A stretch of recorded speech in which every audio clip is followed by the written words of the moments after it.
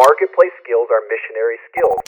It is really wonderful to be here with you this morning, even though it is 6:20 in the evening here in Southeast Asia. So we have a little time difference going on. It's wonderful to see you all gathered early in the morning to just have community amongst your same giftedness of business among the believing community. That's just awesome. I am so thankful to be a small part of this morning. Thank you, Eric and Stone Table, for the invitation.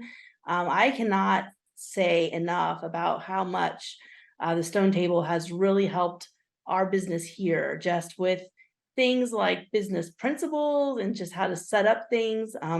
As Eric mentioned, I am the daughter of a small business owner. Back in the day, we had a family business heating and cooling company on the west side of Indy, Midwest Heating and Cooling. For many years, the family business through several generations.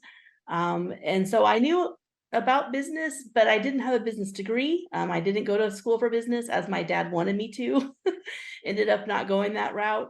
And so when the business thing came to us here, I all of a sudden realized, oh, maybe my dad was right. Maybe I needed to do that business degree.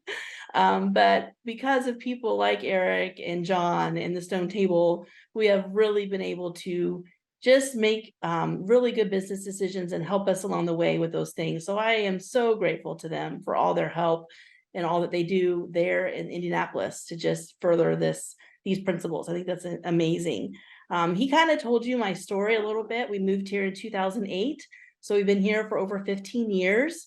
My husband was having excellent opportunity for building relationships and sharing truth. The first 4 or 5 years we were here, and I just wasn't. I was not having those same opportunities. The women here, it's a very patriarchal culture. That's a whole nother conversation. But I was having a hard time getting in with the women just because they were always in the homes. They weren't out and available. Even the men here do the grocery shopping, as we would call it in the States. They go out to the markets and they get the food for the day. So they're the ones out, even the markets. So even if I went to the market, it was really hard to even just find women out there. So I just became frustrated and just very unsettled, I guess the word is. And I knew that God had called me here. It wasn't that I was on my husband's coattails following him to do this work. I knew at 14 in that youth group that Eric referenced, God had specifically called me. And so I was honestly confused. I thought, Lord, why am I here if nothing works? I can't reach the women here because they're just not out and available. And it was a difficult time just because I was confused. I wasn't having any what I would call success developing relationships where I saw my husband just having opportunity after opportunity after opportunity. And I look back on that now. That was in about 2012, 2013.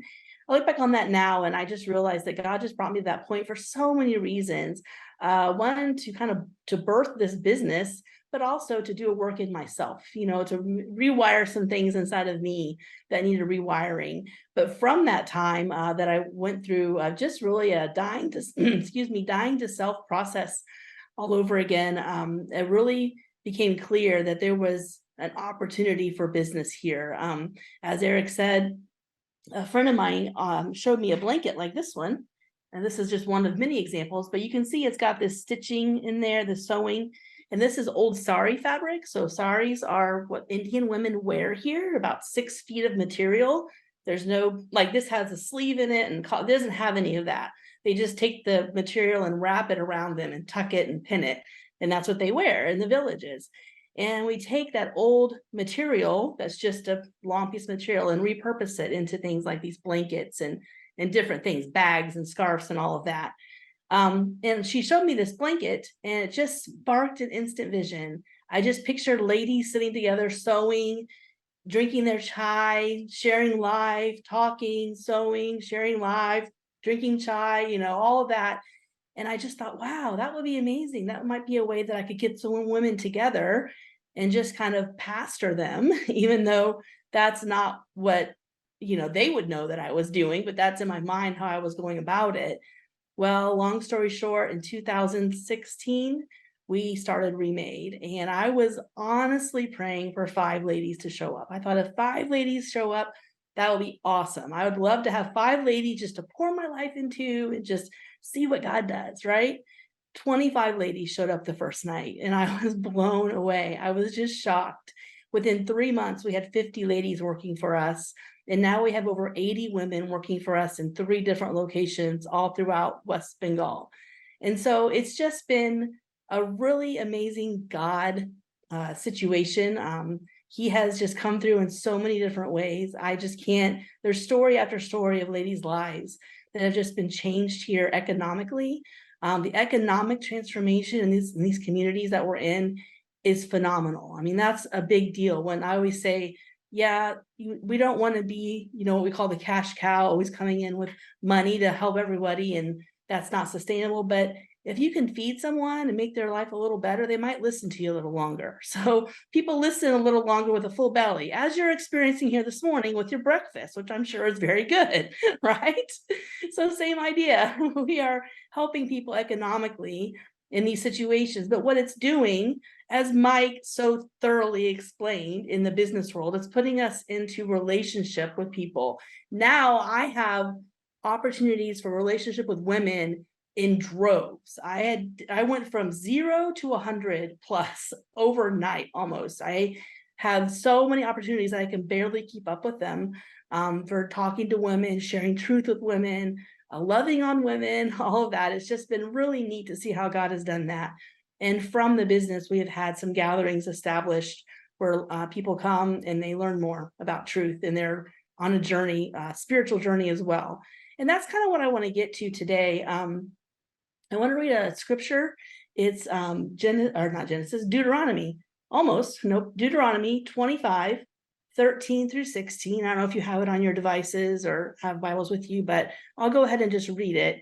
Deuteronomy 25, 13 through 16. It says, "Do not have 2 differing weights in your bag, one heavy, one light. Do not have, excuse me, do not have 2 differing measures in your house, one large, one small.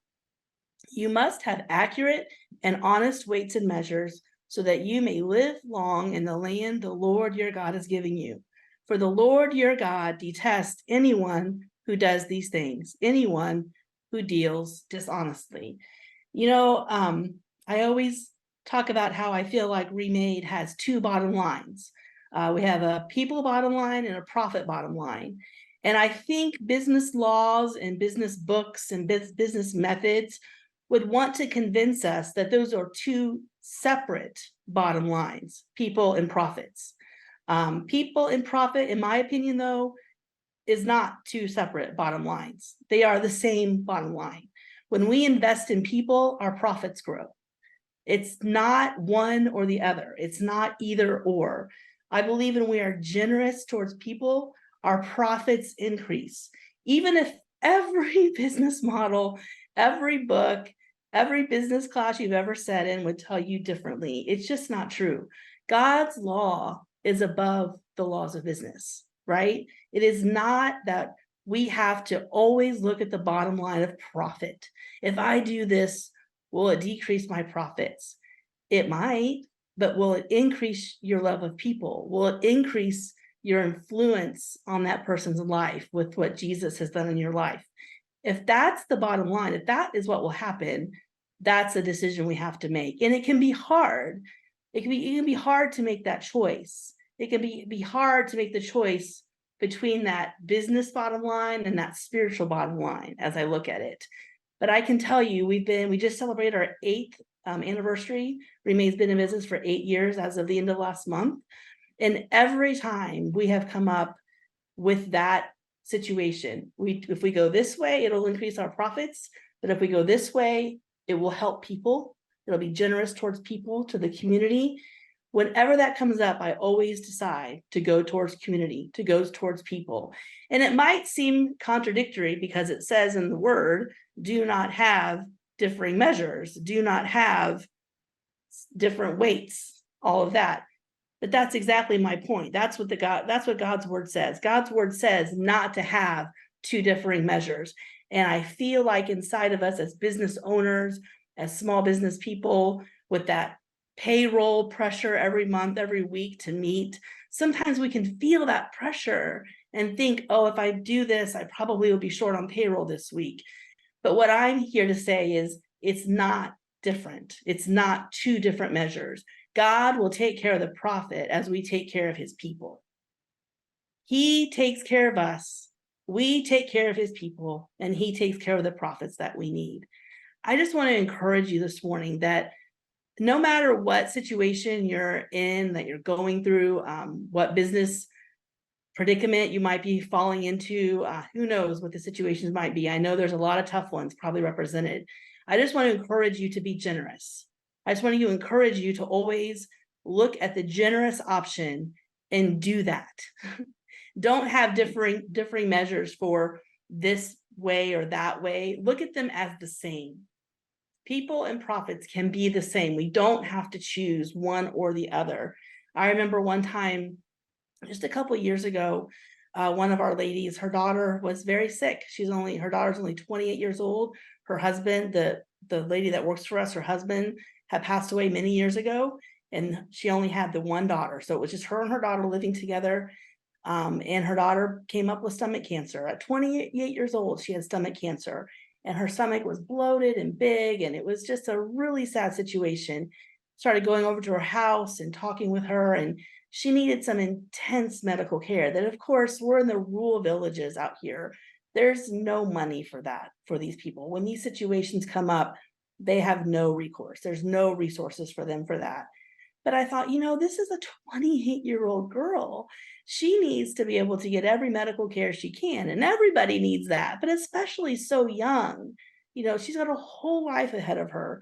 This was very early in our business. We did not have extra. We really don't have extra today, to be honest. We meet the bills and that's about it. And I'm happy when we're at, we don't owe anything and it's good. When the bottom line is even, I'm happy. And at that time, we really were stretched, just so stretched. Lots of things happening, and it was hard. But I knew this girl needed help, and so we took her to our hospital here in the city. And it was going to be not as much it would be in the States. It was going to be a few $1,000s to help her, which would have been probably triple or quadruple that in the States. But here is a lot of money. And I said, let's do it. We'll figure it out. Let's figure out how to make this happen. I don't have an answer. I honestly don't have the money right now, but I knew it was the right thing to do. I knew that helping her was the right business decision for our company. I knew that. And so we admitted her, got her in the hospital. And it was expensive. I mean, I was honestly, I can't say that I just trusted God and I knew it would all work out. I did trust God. I knew it would work out, but in the process, I was a little worried. I was a little stressed because the bills just kept mounting. She got released from the hospital feeling much better. She has been on a long journey. That's just a small part of her journey. But through that situation, we got the bill paid because the day before the bill was due, we got a huge wholesale order that came in from somebody I didn't even know. A person that told somebody about Remade, that told somebody about Remade, those kind of situations. And the wholesale order came in for double the amount of the hospital cost. So not only did it pay the hospital costs, it gave us a little extra in the bank. So I'm sure you all have stories like that too, where God has just met you where you're at. I don't know how people run small businesses that don't know the Lord and cannot trust on him to help them when those things come up, because he has come through for us so many times. It would have been very easy for us in that moment to justifiably say, we can't help you. We don't have the money, because we didn't. And that would have been the truth, But as we put people first, the prophets will come. It is not, as it says in there, it's not differing measures. People and prophet are not differing measures. They are the same, because when we help and take care of God's people, God takes care of us and our prophets as well. There's a lot of stories, a lot of things that I can share here about running a business here in Southeast Asia. It's a lot different than it is in the West. We have to look at culture and different things. Just one small instance, when a lady becomes pregnant, she gets to be off of work for 3 months before the due date, and then 1 year following the birth of the baby. So for 1 year and 3 months, we pay the ladies when they have a baby. And at first I was just livid about that. I thought, that's ridiculous. I worked until the day before I had both of my sons. What in the world? She gets 2 months, 6 weeks. That's all that happens. But that's just not the way it is here. And it's really taught me a lot different about, how we look at people, because here community is a big thing. So not only when we're talking to people that we're selling to or that are going to use our business for whatever it is that we sell or service that we offer, not only that, but also our employees. When we take care of our employees and we look at them as people that God made them and we're generous towards them, that will also, honestly, in the end of the day, increase our profits. There's a lot that God has taught me about that, because I can be a little hard-nosed about this is business. We got to do it the business way. But God knows business. God knows business better than all of us. And he has softened me up in many ways. And a lot of that is because the culture here, he has put me into culture where the value of community, the idea of community is highly valued. And that's not so much our forte in the West as much. And so I've had to learn how to operate in community in ways that has really been harder for me, because community isn't just hospitality at home, but it's all a part of the business as well. Every business here is its own community.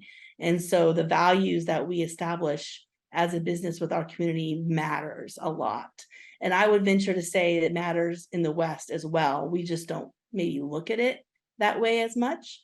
But it's very important that as we take care of God's people, we recognize that our profits will come. We can't be scared to step out and be generous to people around us, people in our community, and to people and our employees, people in our staff, people that we lead, people that we have relationship with outside of that, because all of that's going to open up doors for us in ways that we just can't imagine. There's so many stories that we have of ladies that have just come and been a part of our work here, that they found out about us because of something someone did. What I love seeing is not only we've been now here for 8 years, and what I see now is as we're generous towards others, others are then generous back to us as well. Maybe it's not in resources as finances or things, but it's with their time. Our women here, they'll stay extra late, and so if they need to, or come in and help out on things that maybe they aren't even paid for, but they believe in the value of the company. And so I just really believe that's because we've always put people first. That's always been our ultimate bottom line, is people over the profits. And so I just want to encourage you today, just as you're facing decisions, that come up, maybe somebody there today is facing a decision right now that you have to decide later today which way you're going to go with it.